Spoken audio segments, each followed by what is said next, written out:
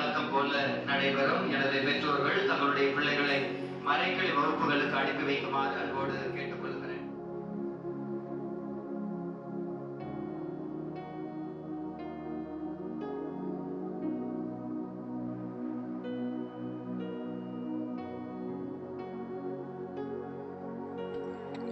தர்மம் பண்ணுங்கம்மா, தர்மம் பண்ணுங்கம்மா, சாப்பிட்டு 2 நாள் ஆச்சுமாம்மா, சி தர்மம் பண்ணுங்கம்மா, போப்பா அங்கிட்டு.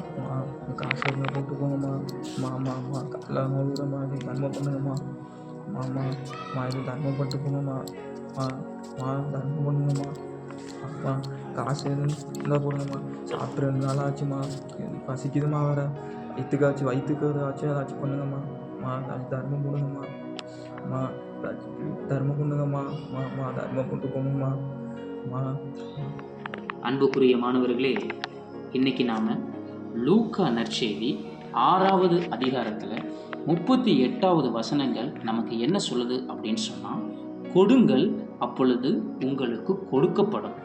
உங்கள்கிட்ட என்ன இருக்குதோ நீங்கள் மற்றவர்களுக்கு கொடுக்கணும் அப்படிங்கிறது தான் பதில். மற்றவர்கள் அப்படிங்கிறது உங்கள்கிட்ட ₹1 இருந்ததுன்னா நீங்கள் அதை இல்லாதவங்களுக்கு அதை கொடுக்கணும், பகிர்ந்து கொடுக்கணும்.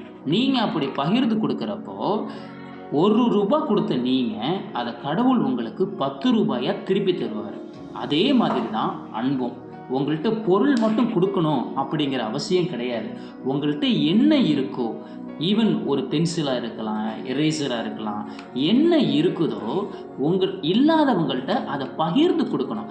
₹1 இருந்தாலும் அதை பாதியாக நீங்கள் மற்றவங்கள்ட்ட கொடுக்கும்போது கடவுள் உங்களை ஆசீர்வதிப்பார். அதுவும் குறிப்பாக அது இல்லாதவங்கள்ட்ட நம்ம கொடுக்கணும். நம்மக்கிட்ட என்ன இருக்குதோ அதை இல்லாதவங்கள்ட்ட கொடுக்கறது தான் முழுமையான அன்பு, பரிவு, பாசம். இதை தான் இந்த லூக்கா நற்செய்தியில் நமக்கு சொல்லியிருக்கு.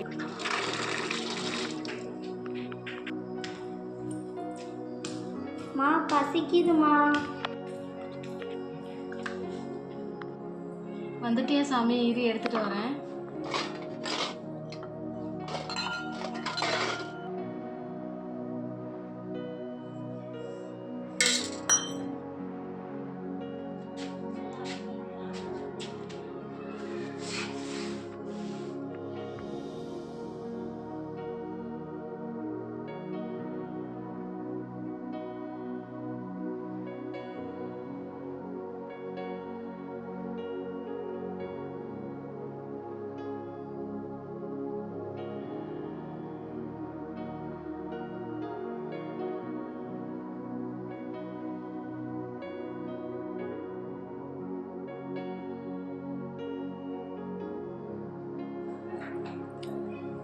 எங்கேயா போற? ஏன் என்னாச்சியா? எங்கேயா போற?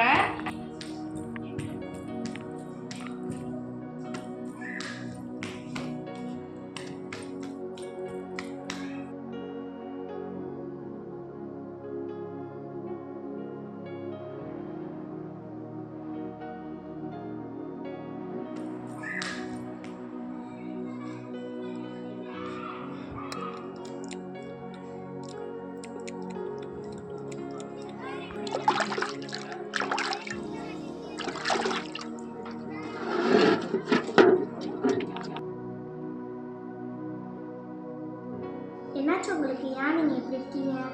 பெற்றவங்க சின்ன வயசுலேயே ஊனன்னு சொல்லி தூக்கி போட்டு போயிட்டாங்கம்மா. அனாதையாதம்மா வளர்ந்தேன். காலு வேறு ஊனம்மா. கால் நல்லா இருந்தால் கூட உழைச்சி சாப்பிட்டுருக்கேம்மா. காலு வேறு ஊனமாச்சுமா. என்ன பண்ணுறதுன்னு தெரிலம்மா. அதாம்மா பிச்சை எடுத்து குழச்சிக்கிட்டு இருக்கேம்மா. வண்டி இருந்தாலும் எதுவும் உழைச்சி சாப்பிட்ருந்துருப்பேம்மா. வண்டி எதுவும் இல்லைம்மா. அதான் என்ன பண்ணுறதுன்னு தெரிலம்மா. பிச்சை எடுத்துக்கிட்டு இருக்கேம்மா.